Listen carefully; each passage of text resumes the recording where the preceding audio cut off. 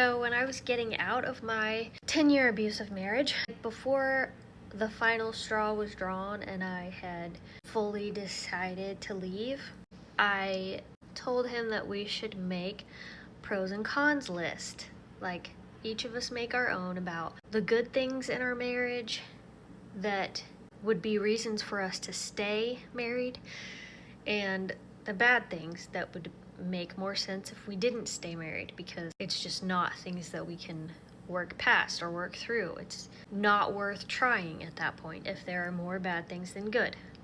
In my mind, we were already done, but I was still trying to make him understand that this is what's best for us, even though it wasn't really what's best for him. It was just what I needed, because he would have gone on for the rest of time treating me that way and feeding off of my insecurities and my weaknesses and just making himself bigger and bigger. That's what abusers do. Anyway, I convinced him that we needed to make these lists so that we could clearly see whether there was more bad or more good in the relationship.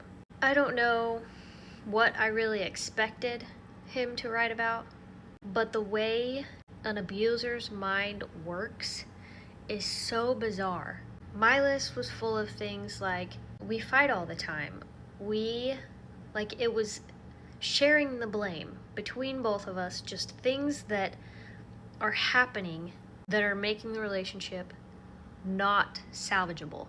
His list was full of reasons why I'm a piece of shit.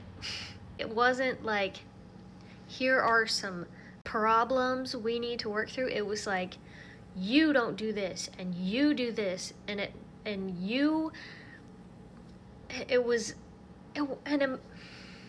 for the most part, it wasn't even things that I had been doing throughout the whole marriage. It was just things I stopped doing at the end because I was sick of his shit. Like, I was already done. I didn't want to cook him supper every night. I didn't want to hang out with him when he's being an asshole. The things that he wrote down it was just one more tool that I handed him, that he used it to his full advantage to tear me to pieces. And it didn't really bother me that much.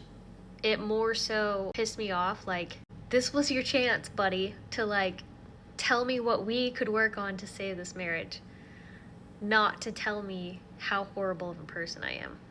So, good job. I seen a reel the other day from another creator.